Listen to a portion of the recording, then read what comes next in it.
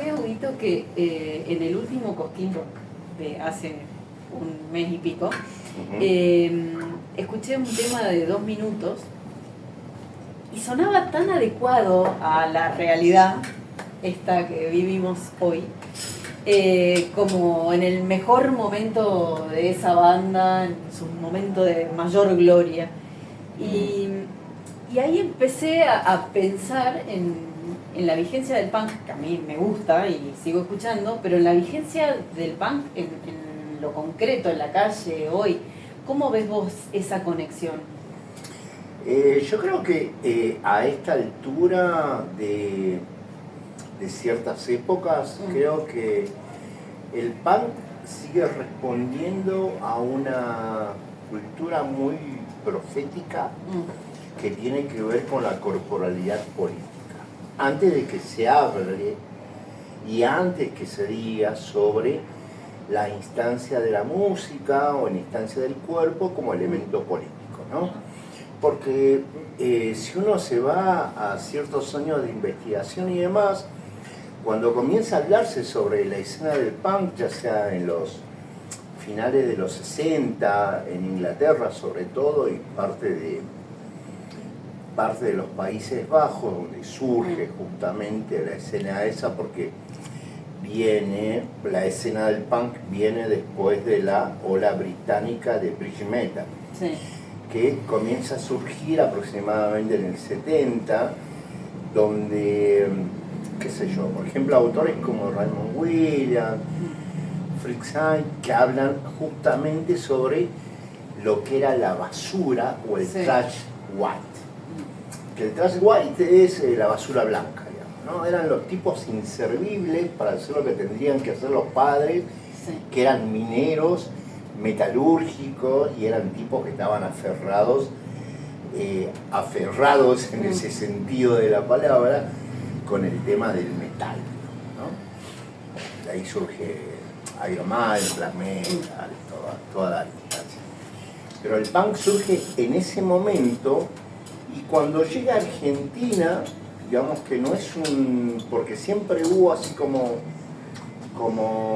una resonancia entre lo que ocurría en otros lugares y lo que ocurría en Jujuy.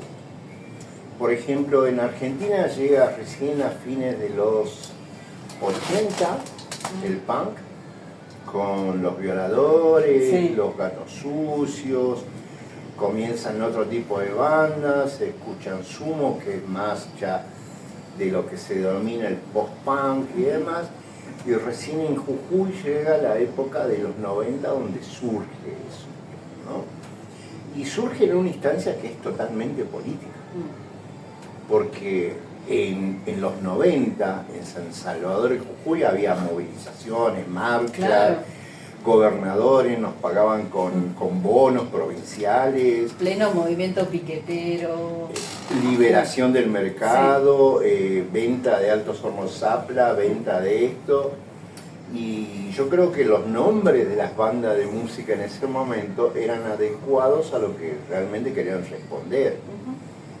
Por ejemplo, que una banda de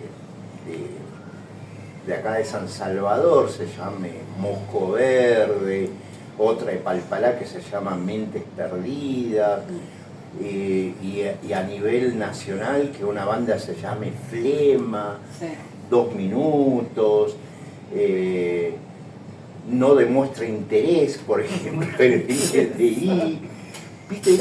Era como, yo creo que ahí es donde la corporalidad política de la música se demuestra en una instancia caótica de demostración de lo que realmente les preocupaba a los adolescentes de esa época, que tendrían 16, 17, 18 años y que eran, no te digo del partido trotskista, ni siquiera habían leído a Bayer como para entender lo que es el anarquismo, ni la Patagonia rebelde después de lo que pasó hace muy poco tiempo, pero ya había así como una conciencia corporal de que la actitud era el yo soy fels, o sea, hay que hacer uno solo las cosas, digamos. Y aparte no hay futuro. Porque en los el 90... No Future. Claro, en los 90 volvemos ahí. Ujú. Sí, yo creo que ahí es donde Sex Pistols marca ese antecedente que, bueno, Sex Pistols no es, para mí no es una banda de culto, pero es una banda que apenas grabó un solo disco, pero es como que fue el axioma que provocó que todo el resto surgiera. El OCBC en Nueva York, donde había bandas como Ramones, o había otra banda como Black Flag, o había bandas como Bad Religion. Un montón de bandas que, digamos, que de alguna manera tomaron ese capítulo de rebeldía, porque haberle cantado a una reina, digamos, era como un movimiento muy importante, y de ahí fue que surgió esa escena de rebeldía. Y en Argentina llegó de alguna manera eso, y en Buenos Aires impactó mucho, porque los estados, de alguna manera, que se iniciaba una cierta democracia débil, incipiente y demás, es como que permitieron que estos reductos de chicos pudieran surgir de una cosa que tenía que ver con que yo voy a hacer mis cosas, yo voy a hacer mi fanzine, yo voy a imprimir mi afiche, yo voy a publicar y voy a buscar el local donde toque, y era como una acción política de cada una de las personas que querían iniciar una actividad artística, porque al final era parte artística. Pensaba viendo esa noticia en la que Flema echa a uno de sus integrantes por mileísta, básicamente. Pensaba en que la mayoría de las bandas 70s, 80s reivindicaba, bueno, el anarquismo y más para ese lado, pero también había bandas que eran más reivindicadoras de el nazismo. Sí. Skinheads, bueno, Sí. va por ahí. Vos, hoy, en la actualidad, ¿ves eso también? Esa réplica de esa división, digamos, en el punk, ¿o es distinto? No, yo creo que no hay una división completa de la sonoridad del punk, porque inclusive se desconoce en muchos casos, sobre todo el aspecto musical y político de algunas bandas, que desconocen inclusive cuál es el origen del skinhead o del dub o de estos tipos de géneros musicales, que no son acertadamente con facciones políticas neonazis. Cuando uno habla sobre los skinhead, que son las cabezas rapadas, la traducción que te brinda la traducción más rápida. Más rápida, sí. Digamos, y no tiene que ver mucho con la cuestión del fascismo, ni la cuestión con un empoderamiento nazista, ni nada de eso. El skinhead era la persona que imitaba el baile que habían traído las personas que habían inmigrado en 1954, traído de la colonia de Inglaterra de África a Inglaterra. Donde se comienza a escuchar eso va cambiando después. Claro. Porque después lo tenés en Alemania reventando gente. Claro, porque después se considera que el skinhead, al tener borcegos, tener esto, la cabeza rapada, es una persona violenta y es una persona que tiene una cierta atracción al nazismo, al fascismo.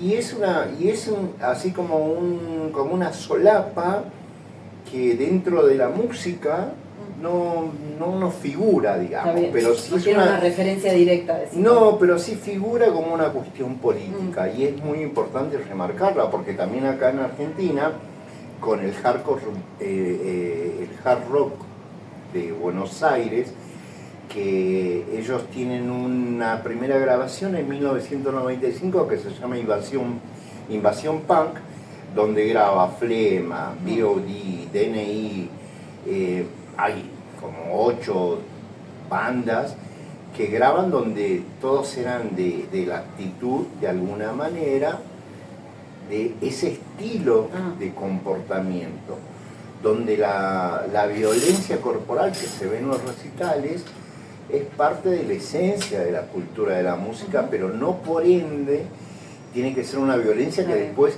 se reflejaba en la calle, que decían que vamos a visitar a un negro y lo vamos a quemar, o sea, no tenía mucho que ver con eso, pero la gente obviamente había una mala interpretación sobre ese estilo de música y sobre el estilo corporal de las personas que les gustaba ese estilo de música. Entonces ahí es donde hay una cierta confusión en mucha gente, digamos. Y en Jujuy, un poquito al principio hablaste de algunas bandas. En Jujuy, el panorama del punk.